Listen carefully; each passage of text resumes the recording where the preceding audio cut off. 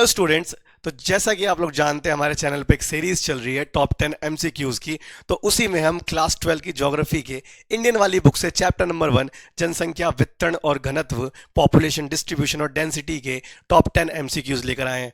आपको फिर से याद दिला दें, ये जो क्वेश्चंस होते हैं ये आपको फैक्ट्स देते हैं, जिसकी वजह से 3 मार्क्स और 5 मार्क्स के क्वेश्चन को आप और स्ट्रांगली लिख सकते हैं, जिसकी वजह से आपके मार्क्स 90 पार जाएंगे। उसके बाद सबसे पहले अगर हम बात करते हैं, पहला क्वेश्चन हमारा कि देखिए, अगर भारत में कोई श्रमिक एक साल में 183 दिन काम करता है, 183 डेज काम करता है, तो इसको क्या बोलते हैं? तो इसकी कैटेगरी आती है मुख्य श्रमिक। उसके बाद भारत की पहली जनगणना कब हुई थी? 1881 में। और ये चीज लास्ट, अब जनगणना बंद हो गई है, तो लास्ट जो जनगणना हुई थी वो 2011 में। उसके बाद किस वर्ष को भारत में जननांकीय विभाजक वर्ष कहा जाता है? Which year is considered the demographic divide year in India? तो जवाब है 1921, क्योंकि इसके बाद से थोड़ी सी स्टेबिलिटी आई थी। और एग्जाम में कभी कभी ऑप्शन में 11 से 21 भी दे देगा और 21 से 31 भी दे देगा, तो इसलिए 21 से 31 वाले को पिक करिएगा। उसके बाद नेक्स्ट रहता है कि भारत का सबसे कम जनसंख्या वाला राज्य कौन सा है? तो जवाब है सिक्किम।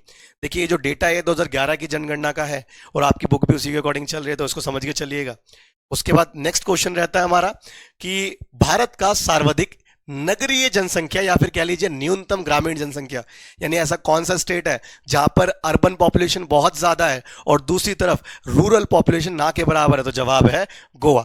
एक सिंपल सी बात है, आपको लगता है गोवा में कोई गांव होगा यार? उसके बाद नेक्स्ट कि लौह अयस्क का सर्वाधिक उत्पादन करने वाला राज्य कौन सा है? जो आयरन ओर है ये सबसे ज्यादा कहां पर नेचुरल रिसोर्स के रूप में निकलता है? तो जवाब है उड़ीसा।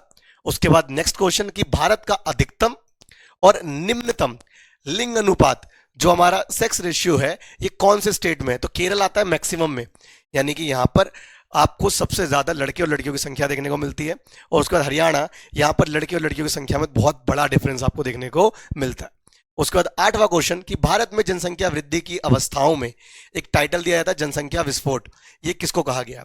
अब एक चीज समझिएगा, जवाब रहता है आपका 1951 से 1981। इसको देखिएगा, 1951 से 81, ये आपकी तीसरी स्टेज है। अगर आपने थोड़ी सी बुक भी पढ़ी हो तो पता होगा कि भारत में जो जनसंख्या वृद्धि है वो हमारे लिए 4 अवस्थाओं में है। तो जो हमारी तीसरी अवस्था है ना, 1951 से 81 वाली, 1951 से 1981 वाली, इस अवस्था को भारत में जनसंख्या विस्फोट का नाम दिया गया है। नेक्स्ट क्वेश्चन की अगर हम बात करते हैं तो रहता है कि भारत का कुल जनसंख्या घनत्व कितना है? अब देखो, यहां पर बोला नहीं है लेकिन पूछा जा रहा है 2011 की जनगणना के अनुसार। उसके अलावा इसमें अगर हम आंसर देखें तो 382 व्यक्ति पर किलोमीटर, ठीक है। उसके बाद भारत के आयु पिरामिड की जो संरचना है वो किस प्रकार की? देखो, एज के हिसाब से ना ग्राफ बनते हैं, थोड़ा सा किताबों को कभी खोलना उठा के, सिर्फ रखने के लिए नहीं दिया है, ठीक है। तो उसमें आप देखोगे घंटी के आकार का बेल के शेप का एक आयु पिरामिड सा आपका बन रहा है। उसके बाद आपके लिए कमेंट्स में आंसर गैस करेंगे इसका कि भारत में सबसे ज्यादा बोली जाने वाली भाषा कौन सी। धन्यवाद।